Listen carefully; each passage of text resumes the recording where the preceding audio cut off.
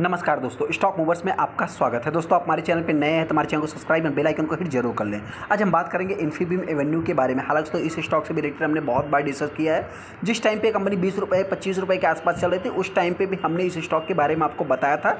और कंपनी के रिजल्ट कैसे आएंगे दोस्तों, उससे रिलेटेड कंपनी के मैनेजमेंट, सीईओ की बात करें, एमडी की बात करें, तो उनके क्या व्यू रहते हैं दोस्तों, उसको हमने पहले ही बता दिया था। हालांकि दोस्तों, आज के दिन पूरी तरह से 10% तो नहीं कर सकते, फिर भी 10% के आसपास स्टॉक में तेजी देखने को मिली। क्यों तेजी थी दोस्तों, क्या और भी तेजी आने वाले समय में रह सकती है, जिससे रिटेल में बात करूंगा। हालांकि जो भी रिटेलर इस स्टॉक को बाइंग करेगा दोस्तों, एक मतलब ये कि रिस्की स्टॉक है, तो इसमें बहुत ज़्यादा आपको अमाउंट नहीं लगाना है। ऐसा नहीं दोस्तों कि हमने आपसे बता दिया कि कंपनी आने वाले समय 50 रुपये पर जाएगी तो आप जाके मतलब बाइंग कर लो।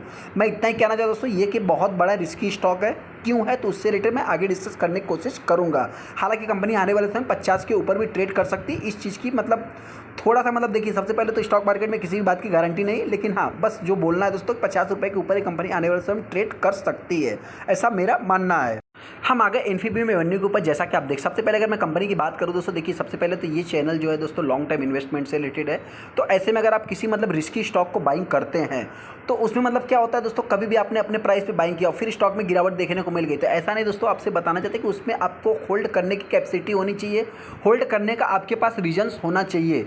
तो रीजन्स की अगर मैं बात करूँ तो मान लीजिए इन द केस आप कभी इस स्टॉक में फंस गए, तो कंपनी करती क्या है। सबसे पहले कंपनी के बिजनेस को आप जान लीजिए। देखिए, ये भी कंपनी का एक मार्केट कैप लगभग मिड कैप टाइप की कंपनी है, तो 10,000 करोड़ के आसपास इस कंपनी का मार्केट कैप देखने को मिलता है। हालांकि छोटी कंपनी है, तो इसका पी 70-71 के आसपास देखें तो मतलब एक एक्सपेंसिव आप मान सकते हैं। हालांकि दोस्तों, इसकी अगर मैं बात करूं तो ये कंपनी का जो बिजनेस है, ये कंपनी पेमेंट गेटवे से रिलेटेड काम करती है, पेमेंट का सॉफ्टवेयर बनाती है, जो कि बहुत सारे क्लाइंट्स आपको, चाहे इजी टिप प्लानर हो, चाहे मतलब जो इंडस्ट्रियल वाले क्लाइंट्स हैं दोस्तों, वो इस कंपनी के क्लाइंट्स देखने को मिल जाएंगे। चाहे बहुत बड़ी बड़ी इंडस्ट्रीज़ की बात करें दोस्तों, जितना फैक्ट्री हॉस्पिटल वाले को, ट्रेवल्स वाले को, सब इस कंपनी के ज़्यादा से ज़्यादा क्लाइंट देखने को मिल जाते हैं। हालांकि इस स्टॉक में आने वाले समय में और भी तेज़ी रह सकती है। ऐसा क्यों दोस्तों, तो सबसे पहले अगर आप 5 दिन के चार्ट को देखेंगे तो लगभग 9.5% की तेज़ी है।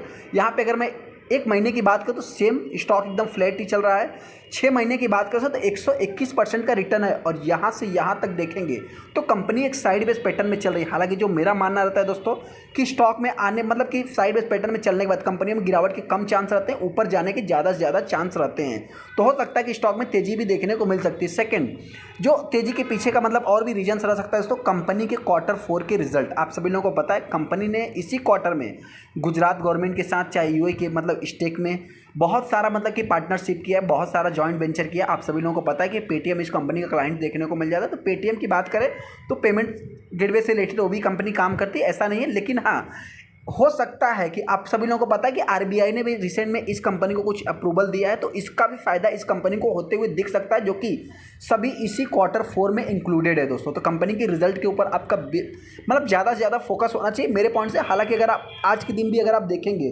तो स्टॉक के अगर मैं हायर से कैलकुलेट करूँ तो आप कह सकते हैं कि लगभग 10% के आसपास कंपनी ने आज के दिन तेजी दिखाया है।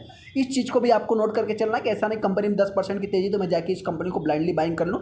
कंपनी एक रिस्की है दोस्तों, इस चीज़ को आपको नोट करके चलना है। लेकिन हाँ, कंपनी के रिजल्ट की बात करें तो जिस टाइप से छोटी छोटी कंपनियां अपने रिजल्ट को पेश कर रही है, उसी टाइप से एक भी कंपनी रिजल्ट पेश कर रही है। एस्टिमेशन भी कंपनी अभी तक का बीट करके चल रही है। यहाँ पे अगर आप देखें दोस्तों तो कंपनी करती क्या है, जैसा कि हमने आपसे बता दिया कि 2017 से कंपनी काम करी जस्ट मार्केट में, और जस्ट अभी अभी स्टॉक मार्केट में भी ये कंपनी आई हुई है।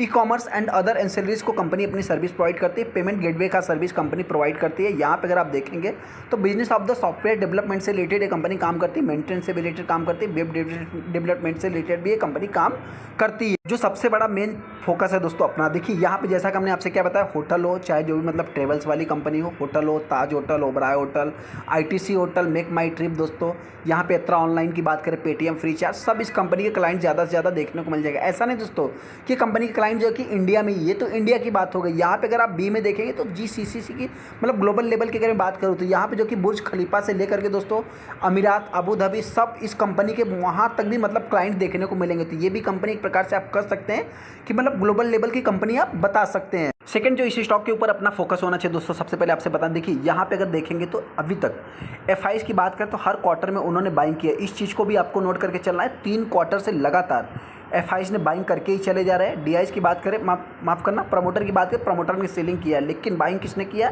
एफआईज ने। वहीं पर अगर मैं डीआईज की बात करूँ, डीआईज भी हर क्वार्टर में इस स्टॉक को बाइंग कर रहे हैं। रही बात पब्लिक की, तो देखिए दोस्तों, ये थोड़ा सा मतलब प्राइस छोटा है और पब्लिक भी इस स्टॉक में ज़्यादा रहेगी, लेकिन इस क्वार्टर में, क्वार्टर 4 में आपको अपने इस स्टॉक के ऊपर ज़्यादा से ज़्यादा फोकस होना चाहिए। मेरी तरफ से कोई भी रिकमेंडेशन नहीं है, कोई भी बाइंग का मतलब कॉल भी नहीं है। हाँ, ऐसे में अगर आप कंपनी के बिजनेस को देखेंगे दोस्तों, जो कंपनी का सबसे मेन सेल्स ग्रोथ है दोस्तों, यहाँ पे 29 था 10 सालों का लॉन्ग टाइम में, लेकिन ये 5 साल में 20%, 3 साल में सबसे ज़्यादा हाई ग्रो किया है। टीटीएम में 84 है, तो हो सकता है कंपनी के रिजल्ट अच्छे आ सकते हैं, बेटर आ सकते हैं। तो इस हिसाब से कंपनी के जो टारगेट प्राइस है लगभग 50 रुपये के आसपास जा सकते हैं। अभी स्टॉक को बाइंग करना चाहिए या नहीं करना चाहिए, उससे रिलेटेड बात करें। सबसे पहले देखिए दोस्तों, जो भी इन्वेस्टर इस स्टॉक को बाइंग करेगा, गिरावट होगी तो मेरे पॉइंट से 35 के आसपास आ सकता है। वहीं पर अगर मैं तेजी की बात करूँ, ये कंपनी अगर 40 के लेवल को तोड़ती है तो आने वाले समय आप इससे 50 की उम्मीद कर सकते हैं, ऐसा मेरा मानना है। अपना आपका खुद का मतलब आप डिसीजन ले सकते हैं। यहाँ पे अगर मैं कंपनी की बात करूँ, जो कंपनी का बाउंड भी खाई देखने को मिलता है 42 रुपये 50 पैसे का, अगर इसको कंपनी तोड़ती है तो 50 रुपये भी आप एक्सपेक्ट करके चल सकते हैं। हालांकि मार्केट है, ट्रेडर्स हैं दोस्तों, अपने अपने ढंग से जो कि मतलब मार्केट चलता है दोस्तों, तो हमारे और आपके बस में नहीं है। लेकिन हाँ, फिर भी देखा जाए तो मेरे पॉइंट से एक कंपनी मतलब क्या है दोस्तों कि लॉन्ग टाइम इन्वेस्टमेंट की बात करें तो रिस्की कंपनी है, तो इस हिसाब से आप थोड़ा सा मतलब इसके ऊपर फोकस बना के चल सके। मेरी तरफ से कोई भी रिकमेंडेशन बाई सेल का कुछ भी नहीं है। चलिए दोस्तों, वीडियो को लाइक कर दे, चैनल को सब्सक्राइब कर लें। थैंक यू दोस्तों।